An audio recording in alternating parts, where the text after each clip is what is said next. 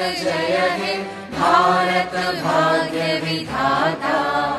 पंजाब सिंध गुजरात मराठा द्राविड उत्कल बंगा। विंध्य हिमाचल यमुना गंगा उच्चल जलधि तरंगा। तव शुभ नामे जागे तव शुभ आशीष मांगे।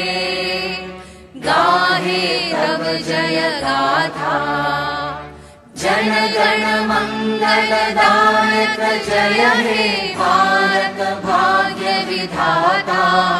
जय हे जय हे जय हे जय जय जय जय हे।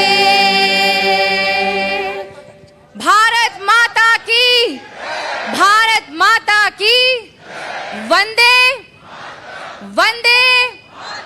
आप सभी अपना स्थान ग्रहण कर सकते हैं।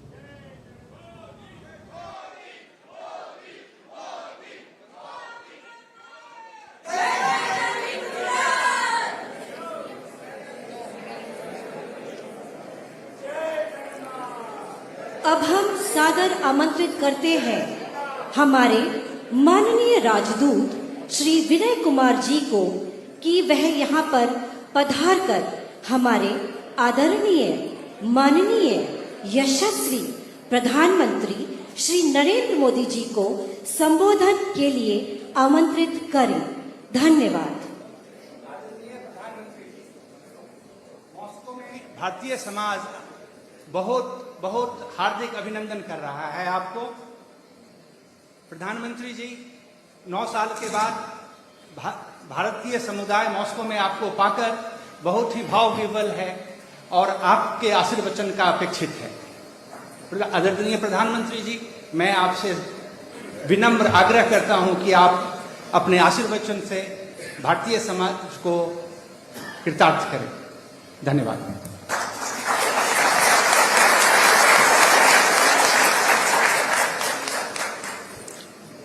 नमस्कार।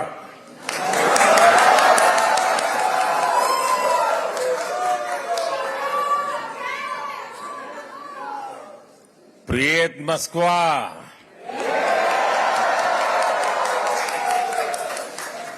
как дела?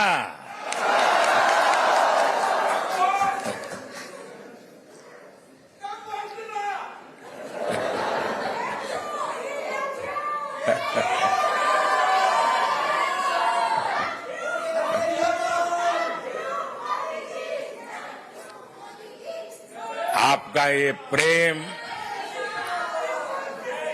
आपका ये स्नेह, आपने यहां आने के लिए समय निकाला, मैं आपका बहुत बहुत आभारी हूं।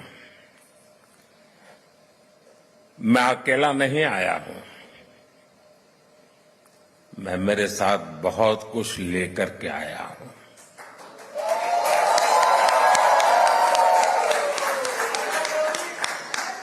मैं अपने साथ हिंदुस्तान की मिट्टी की महक लेकर के आया हूं। मैं अपने साथ 140 करोड़ देशवासियों का प्यार लेकर के आया हूं।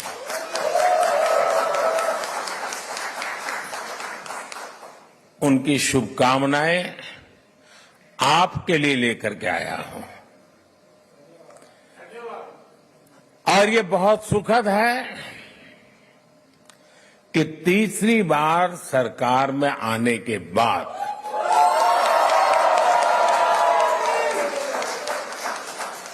इंडियन डायस्पोरा से मेरा पहला संवाद यहां मॉस्को में आपके साथ हो रहा है।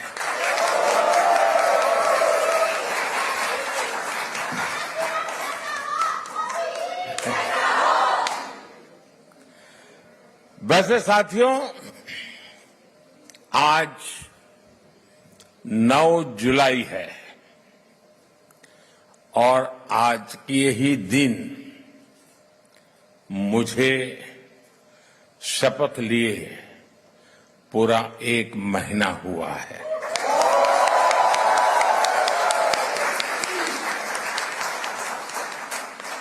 आज से ठीक 1 महीने पहले 9 जून को मैंने तीसरी बार भारत के पीएम पद की शपथ ली थी और उसी दिन मैंने एक प्रण किया था। मैंने प्रण किया था कि अपने तीसरे टर्म में मैं 3 गुनी ताकत से काम करूंगा।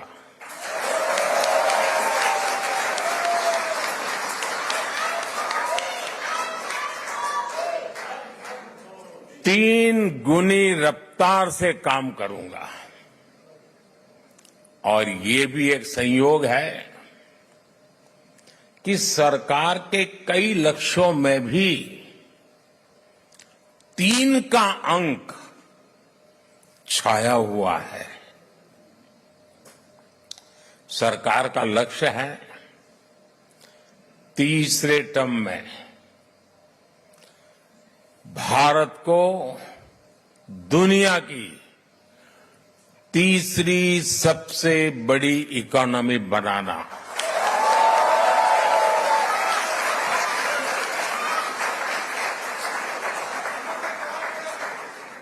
सरकार का लक्ष्य है तीसरे टर्म में गरीबों के लिए 3 करोड़ आवास बनाना, 3 करोड़ घर बनाना। सरकार का लक्ष्य है तीसरे टर्म में 3 करोड़ लखपति दीदी बनाना।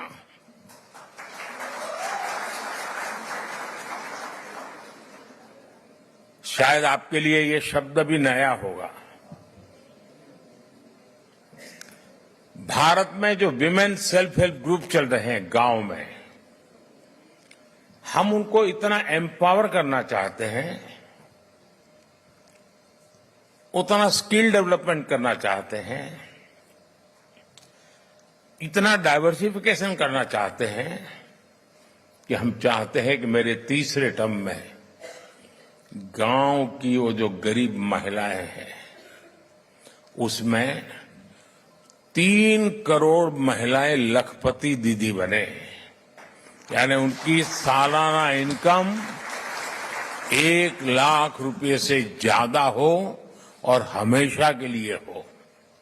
बहुत बड़ा लक्ष्य है, लेकिन जब आप जैसे साथियों के आशीर्वाद होते हैं ना, तो बड़े से बड़े लक्ष्य बहुत आसानी से पूरे भी होते हैं।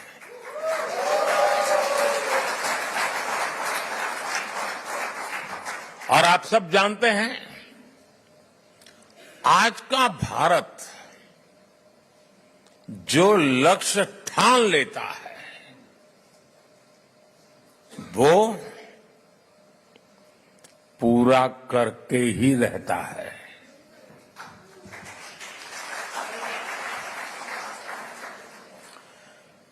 आज भारत वो देश है जो चंद्रयान को चंद्रमा पर वहां पहुंचाता है जहां दुनिया का कोई देश नहीं पहुंच सका। आज भारत वो देश है जो डिजिटल ट्रांजैक्शन का सबसे रिलायबल मॉडल दुनिया को दे रहा है।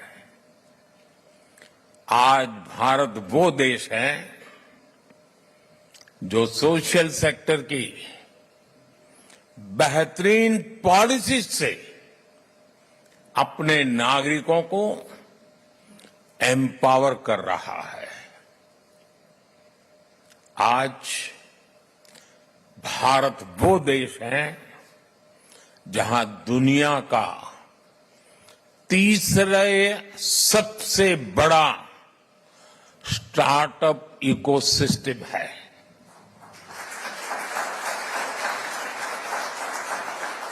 मैं जब 2014 में पहली बार आप लोगों ने मुझे देश की सेवा करने का मौका दिया, तब कुछ सैकड़ों में स्टार्टअप हुआ करते थे। आज लाखों में है।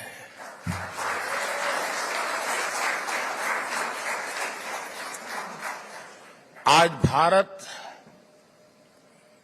वो देश है जो रिकॉर्ड संख्या में पेटेंट फाइल कर रहा है, रिसर्च पेपर पब्लिश कर रहा है, और यही मेरे देश के युवाओं का पावर है, वही उनकी शक्ति है।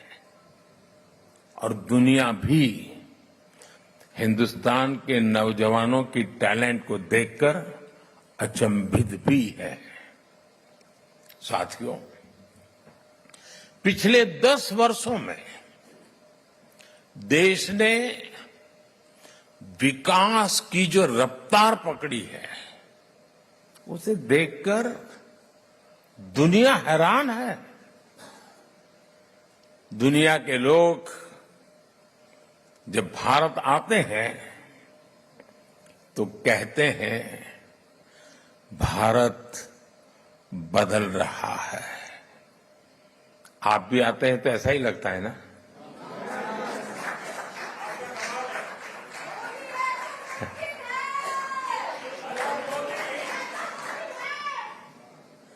वो ऐसा क्या देख रहे हैं? वो देख रहे हैं कि भारत का कायाकल्प, भारत का नवनिर्माण वो साफ साफ देख पा रहे हैं। जब भारत G20 जैसे सफल आयोजन करता है, तब दुनिया एक स्वर से बोल उठती है, अरे भारत तो बदल रहा है। जब भारत सिर्फ 10 वर्षों में अपने एयरपोर्ट्स की संख्या को बढ़ाकर 2 गुना कर देता है, तो दुनिया कहती है वाकई भारत बदल रहा है। जब भारत सिर्फ 10 साल में 40,000 किलोमीटर से ज्यादा, यह आंकड़ा याद रखना,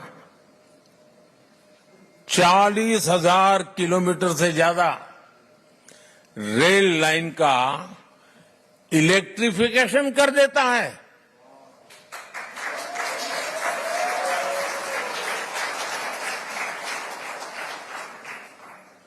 तो दुनिया को भी भारत के पावर का एहसास होता है।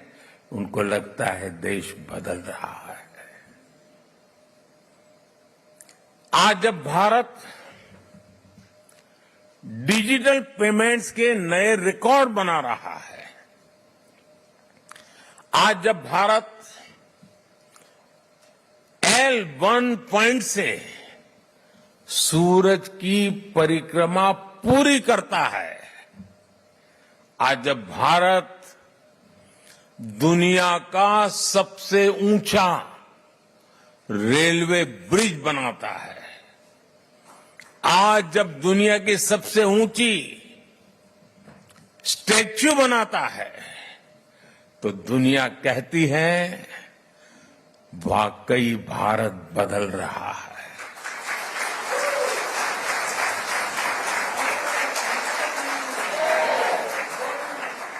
और भारत कैसे बदल रहा है?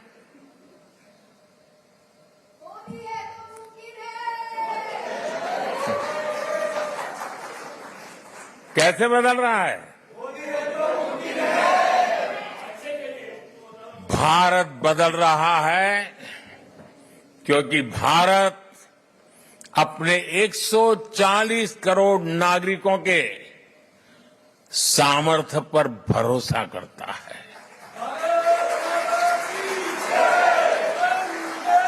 विश्व भर में फैले हुए भारतीयों का सामर्थ्य पर भरोसा करता है, गर्व करता है। भारत बदल रहा है क्योंकि 140 करोड़ भारतीय अब भारत को विकसित देश बनाने का सपना संकल्प लेकर के पूरा करना चाहते हैं। इसके लिए आप दिन रात मेहनत करते हो। हिंदुस्तान पूरा मेहनत कर रहा है, हर किसान कर रहा है, हर नौजवान कर रहा है, हर गरीब कर रहा है।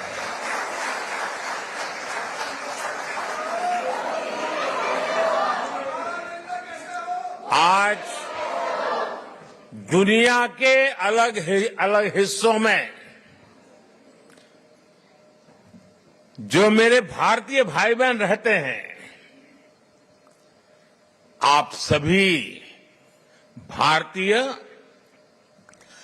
अपनी मातृभूमि की उपलब्धियों पर सीना तान करके, सर ऊंचा कर करके गर्व करते हैं।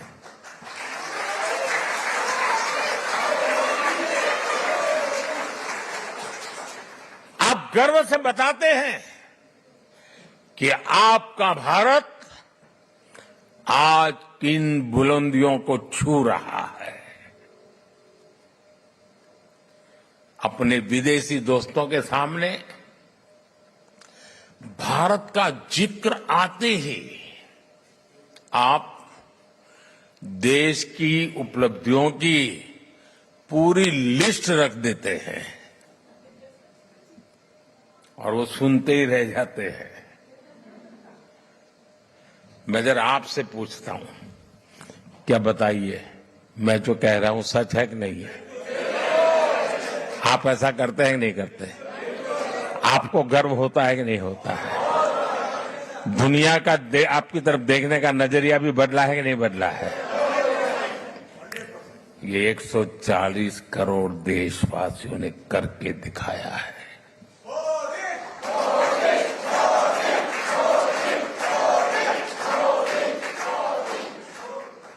आज 140 करोड़ भारतीय दशकों से चली आ रही समस्याओं को सुलझाने में विश्वास करता है। कारपेट के नीचे दबा करके गुजारा करना अब देश को गुवारा नहीं है दोस्तों।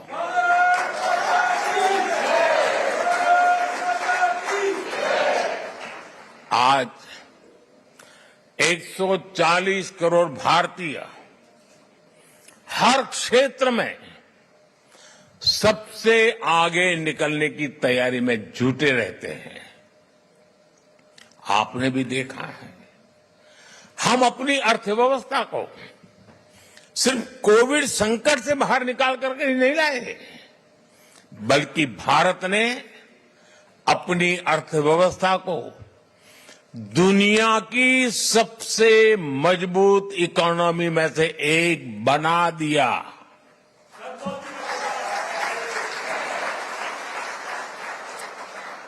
हम अपने इंफ्रास्ट्रक्चर की कमियां दूर तो कर ही रहे हैं, बल्कि हम ग्लोबल स्टैंडर्ड के माइलस्टोन क्रिएट कर रहे हैं।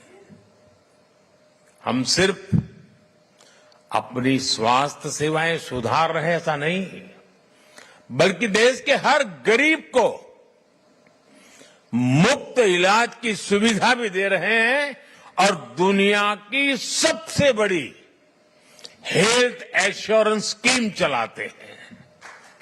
आयुष्मान भारत ये दुनिया की सबसे बड़ी स्कीम है। ये सब कैसे हो रहा है दोस्तों?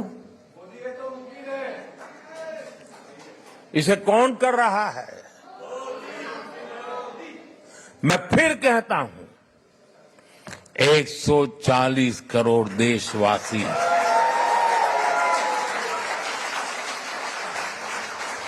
वो सपने भी देखते हैं, संकल्प भी करते हैं और सिद्धि के लिए जी जान से जुटे रहते हैं।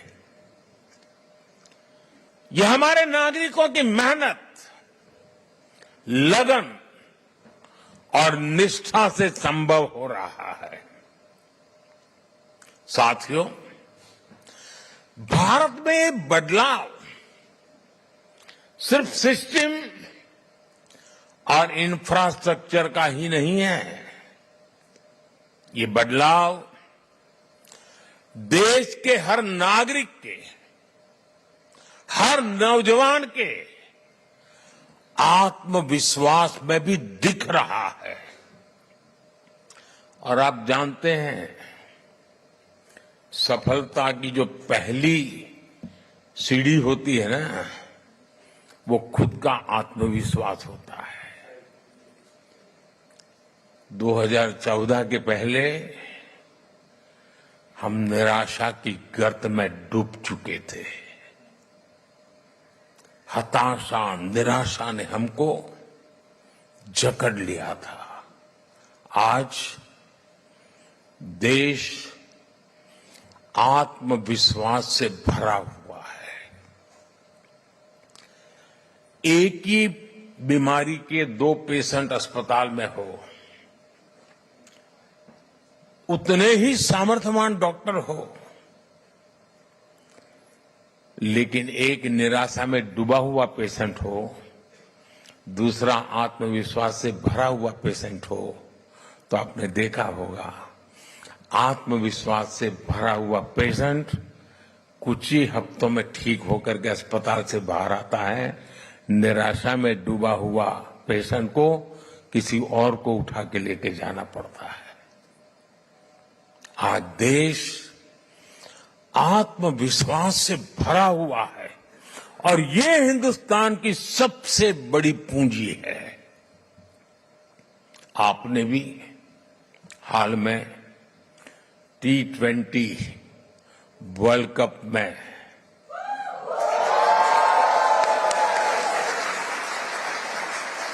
और मुझे पक्का विश्वास है यहां भी आपने उस विक्ट्री को सेलिब्रेट किया ही होगा। किया था कि नहीं किया था? गर्व हो रहा था कि नहीं हो रहा था? वर्ल्ड कप को जीतने की असली स्टोरी जीत की यात्रा भी है। आज का युवा और आज का युवा भारत आखिरी बॉल और आखिरी पल तक हार नहीं मानता है।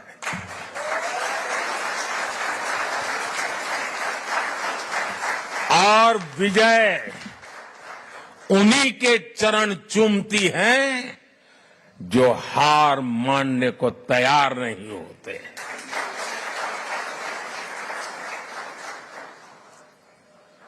ये भावना सिर्फ क्रिकेट तक सीमित नहीं है, बल्कि दूसरे खेलों में भी दिख रही है।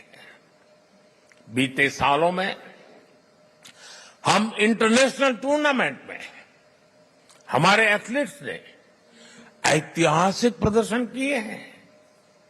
इस बार पेरिस ओलंपिक में भी भारत की तरफ से एक शानदार टीम भेजी जा रही है।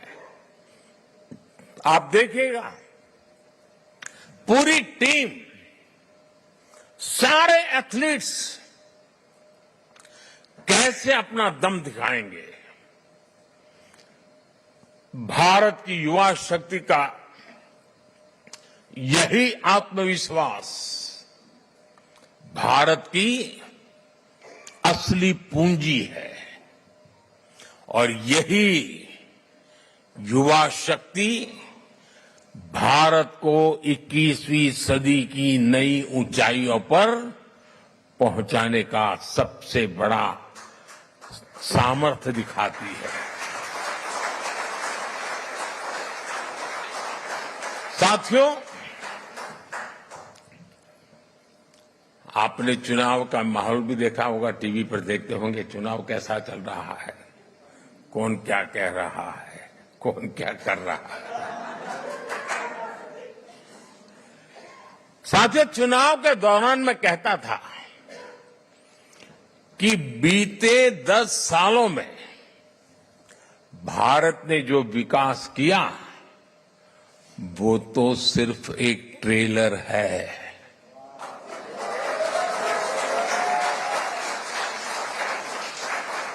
आने वाले 10 साल और भी फास्ट ग्रोथ के होने वाले हैं। सेमीकंडक्टर से इलेक्ट्रॉनिक मैन्युफैक्चरिंग तक, ग्रीन हाइड्रोजन से इलेक्ट्रिक व्हीकल तक और वर्ल्ड क्लास इंफ्रास्ट्रक्चर, भारत की नई गति दुनिया के विकास का, और मैं बहुत जिम्मेवारी से कह रहा हूं, दुनिया के विकास का अध्याय लिखेगी।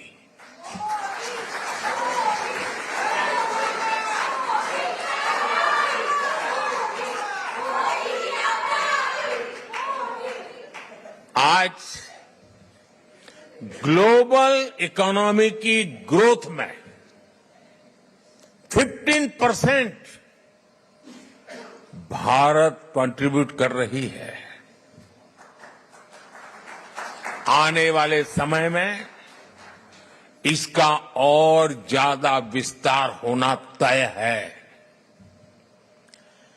ग्लोबल पॉवर्टी से लेकर क्लाइमेट चेंज तक हर चैलेंज को चैलेंज करने में भारत सबसे आगे रहेगा। और मेरे तो डीएनए में है चुनौती को चुनौती देना।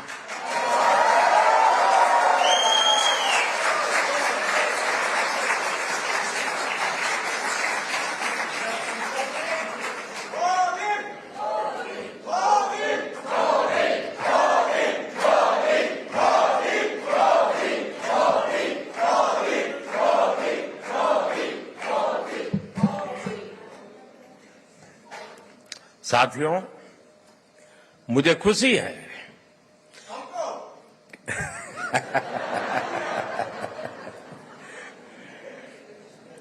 बस यही प्यार जो है ना दोस्तों,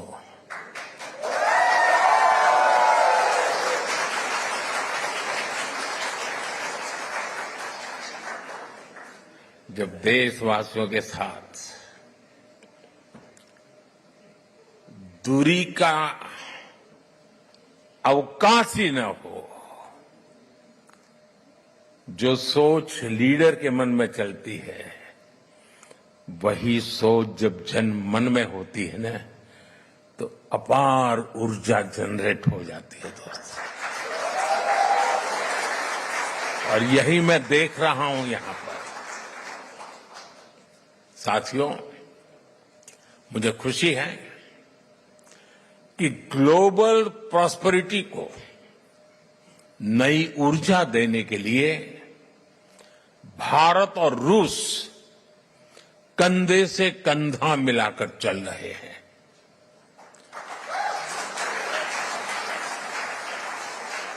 यहां मौजूद आप सभी लोग भारत और रूस के संबंधों को और नई ऊंचाई दे रहे हैं। आपने अपनी मेहनत से, अपनी ईमानदारी से रूस के समाज में अपना योगदान दिया है। साथियों, मैं दशकों से भारत और रूस के बीच जो अनोखा रिश्ता है उसका कायल रहा हूं। रूस शब्द सुनते ही हर भारतीय के मन में पहला शब्द आता है भारत के सुख दुख का साथी।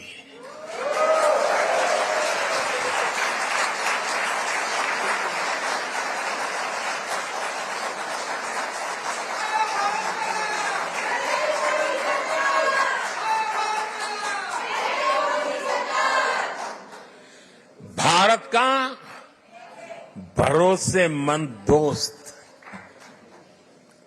हमारे रशियन फ्रेंड्स इसे द्रुजबा कहते हैं और हम हिंदी में इसे दोस्ती कहते हैं। रूस में सर्दी के मौसम में टेम्परेचर कितना ही माइनस में नीचे क्यों न चला जाए, भारत रूस की दोस्ती हमेशा प्लस में रही है, गर्मजोशी भरी रही है।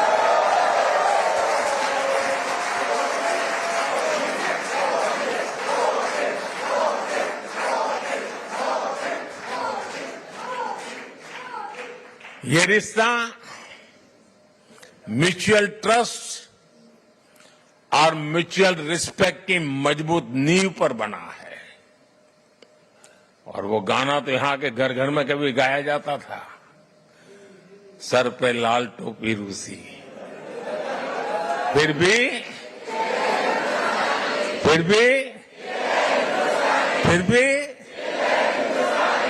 ये गीत भले ही पुराना हो गया हो, लेकिन सेंटिमेंट्स एवरग्रीन है।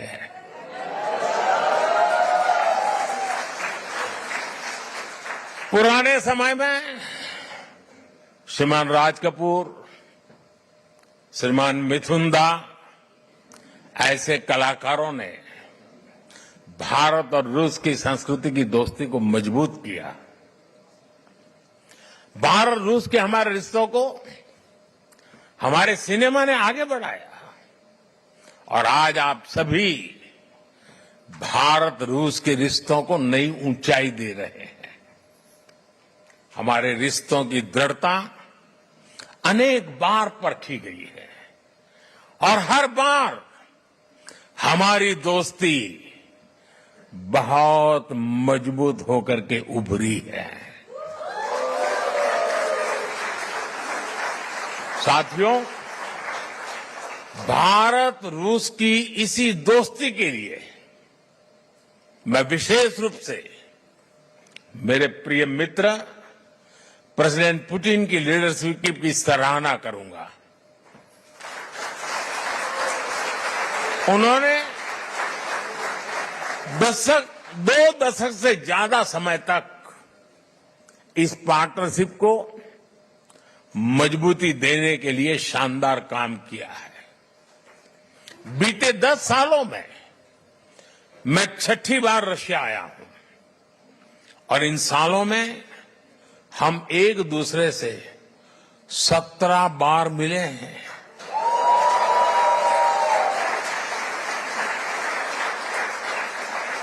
ये सारी मीटिंग ट्रस्ट और रिस्पेक्ट को बढ़ाने वाली रही है। जब हमारे स्टूडेंट्स संघर्ष के बीच फंसे थे तो प्रेसिडेंट पुतिन ने उन्हें वापस भारत पहुंचाने में हमारी मदद की थी। मैं रूस के लोगों का, मेरे मित्र प्रेसिडेंट पुतिन का इसके लिए भी फिर से आभार व्यक्त करता हूं। साथियों, आज बड़ी संख्या में हमारे नौजवान रशिया में पढ़ाई के लिए आते हैं। मुझे बताया गया है कि यहां अलग अलग राज्यों की एसोसिएशन भी है। इससे हर राज्यों के त्योहारों, खान पान, भाषा, बोली, गीत, संगीत की विविधता भी यहां बनी रहती है। आप यहां होली, दिवाली से लेकर हर त्योहार धूमधाम से मनाते हैं। भारत के स्वतंत्रता दिवस को भी यहां उत्साह और उमंग से मनाया जाता है। और मैं आशा करूंगा इस बार 15 अगस्त तो और शानदार होनी चाहिए।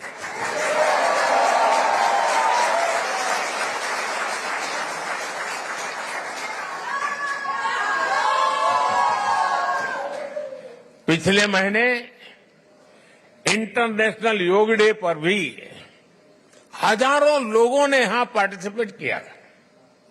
मुझे एक और बात देखकर और भी अच्छा लगता है, यहां जो हमारे रशियन दोस्त हैं वो भी इन त्योहारों को मनाने के लिए उतने ही जोश से आपके साथ शामिल होते हैं।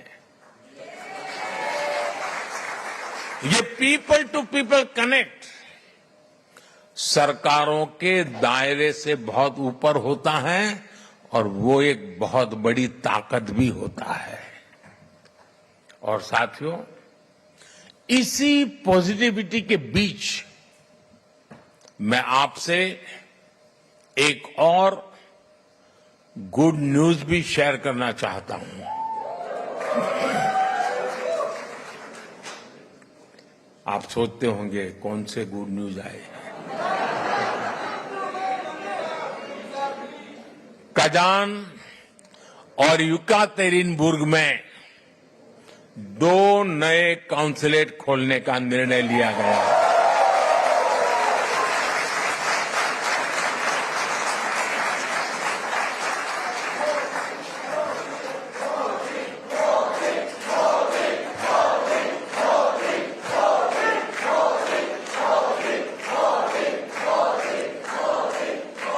इससे आना जाना और व्यापार कारोबार और आसान होगा। साथियों, हमारे संबंधों का एक प्रतीक अस्त्राखान का इंडिया हाउस भी है। 17वीं शताब्दी में गुजरात के व्यापारी वहां बसे थे।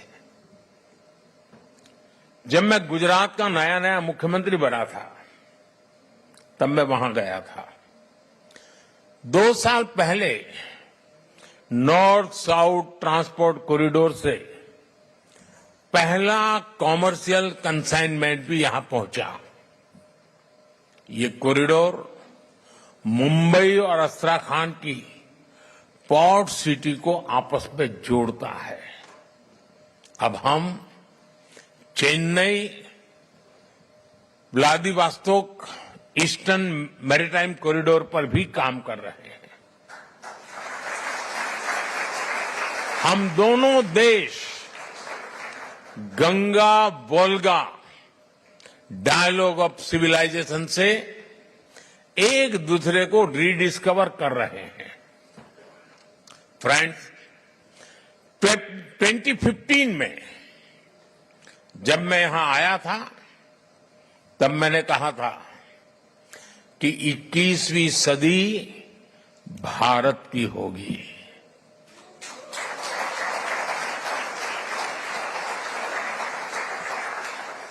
तब मैं कह रहा था, आज दुनिया कह रही है।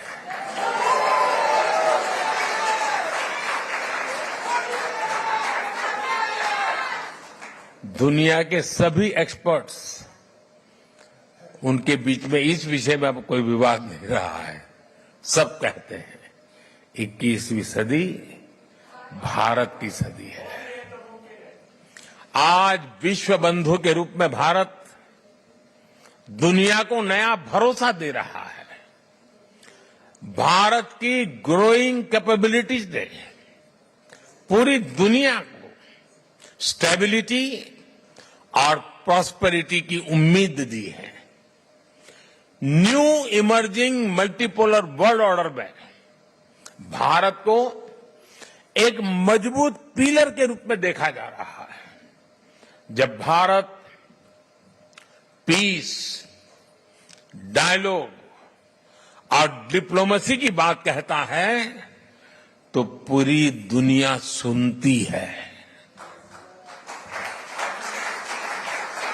जब भी दुनिया पर संकट आता है तो भारत सबसे पहले पहुंचने वाला देश बनता है और भारत दुनिया की उम्मीदों को पूरा करने के लिए कोई कसर नहीं छोड़ेगा। लंबे समय तक दुनिया ने एक इन्फ्लुएंस ओरिएंटेड ग्लोबल ऑर्डर देखा है। आज की दुनिया को इन्फ्लुएंस की नहीं, कॉन्फ्लुएंस की जरूरत है। ये संदेश समागमों और संगमों को पूजने वाले भारत से बेहतर भला कौन समझ सकता है, कौन दे सकता है। साथियों, आप सभी रूस में भारत के ब्रांड एम्बेसडर्स हैं। जो यहां मिशन में बैठते हैं ना, वो राजदूत है, और जो मिशन के बाहर है ना, वो राष्ट्रदूत है।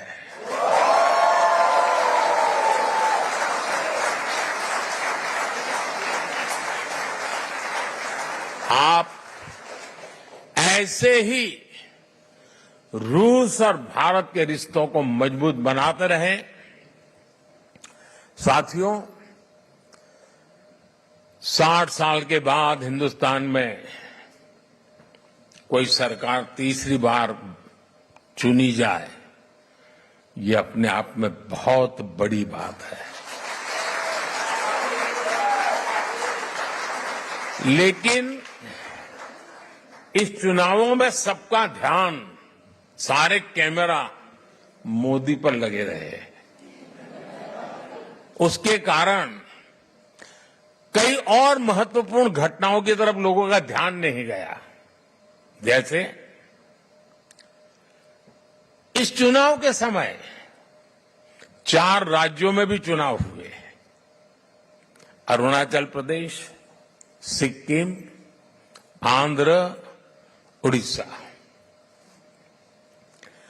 और इन चारों राज्यों में एनडीए क्लीन स्वीप बहुमत के साथ विजयी हुआ।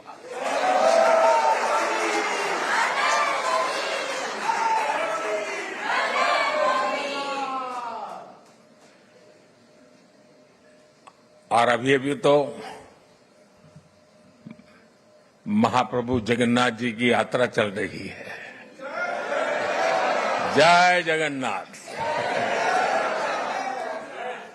उड़ीसा ने तो बहुत बड़ा रिवॉल्यूशन किया है, और इसलिए मैं भी आज आपके बीच में उड़िया स्कार्फ पहन के आया हूं।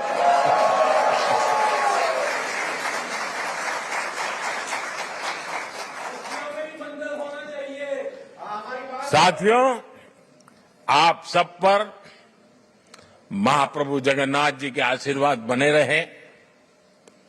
आप स्वस्थ रहें, आप समृद्ध रहे। इसी कामना के साथ मैं आप सबका बहुत बहुत धन्यवाद करता हूं। और ये अमर प्रेम की कहानी है दोस्तों।